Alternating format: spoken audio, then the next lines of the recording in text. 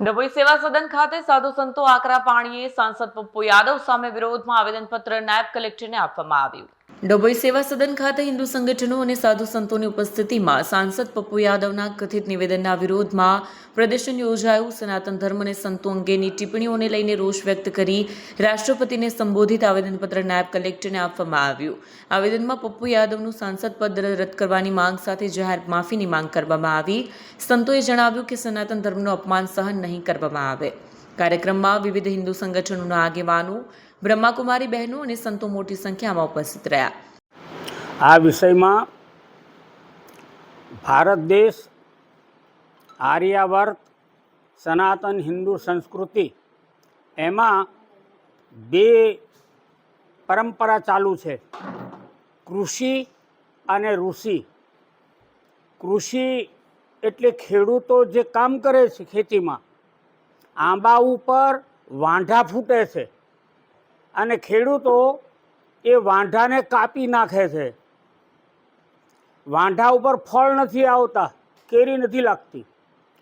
આ મંદિરમાં સંસદ ભવન ભગવાનના મંદિર જેટલું પવિત્ર છે અને એની અંદર આવા વાંઢા ફૂટ્યા હોય, વાણીવિલાસ કરતા હોય અને લગામ વિનાના ઘોડા જેવું હણહાટી કરતા હોય, આવા લોકોને જેમ વાંઢો કાપી નાખવામાં આવે છે એમ આ લગામ વિનાના ઘોડાઓ છે એને પણ સંસદમાંથી દૂર કરવા જોઈએ।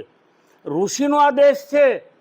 અમારા પૂર્વજોએ પોતાની કરોડરજ્જુનો હાડકાનું વજ્ર બનાવી અને વૃત્રાસુરને માર્યો હતો, પણ આ વાણીવિલાસ કરનારા જે લગામ વિનાના ઘોડાઓ, એના બાપદાદાઓએ કોઈની હડ્ડી આપી, કોઈએ હડ્ડી આપી અને આ દેશને બચાવવાનું કાર્ય કર્યું હોય એવો એક પણ ઇતિહાસ નથી।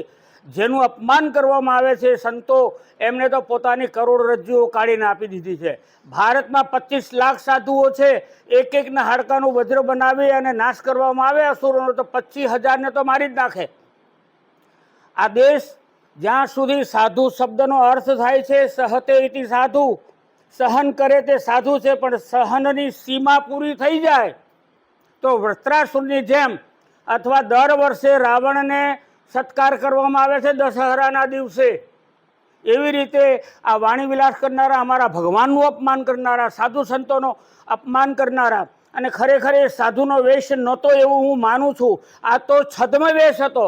સાધુનો વેશ હોય તો જીભ ઉપર લગામ આવે, સાધુ કોઈ દિવસ આવું બોલે જ નહીં, પણ કપડાં જે ભગવા હતા ને એ છદ્મવેશ હતો। જેમ રાવણે છદ્મવેશ કરી અને દુષ્કૃત્ય કર્યું હતું સીતાજી સાથે, એવી રીતે જો આ દર વર્ષે જ્યારે એનું દશેરાના દિવસે અગ્નિ સંસ્કાર કરવામાં આવે છે, અગ્નિથી સ્નાન કરાવવામાં આવે છે, એમ કદાચ આ પપ્પુ યાદવને પણ અગ્નિથી કદાચ સ્નાન કરવાનો વારો ના આવે, વર્ષે વર્ષે એને એ કરવામાં આવે છે, તો આ દંડ ખરેખર તો ભગવાન શ્રી રામચંદ્રજી એનું અપમાન કર્યું છે, સાધુઓનું અપમાન કર્યું છે, સનાતન સંસ્કૃતિનું અપમાન કર્યું છે।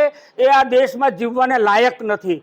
અને એવા જે મતદારો છે કે જેને ભૂલાવીને, ભાન ભૂલાવીને એ મતદારોએ એમને મત આપી અને અપક્ષ તરીકે એમને ચૂંટી લાવ્યા છે, તો શું મતદારો, અમારો તમને પ્રશ્ન છે, શું તમે સનાતનીઓ નથી? ફરીથી ધ્યાન રાખજો।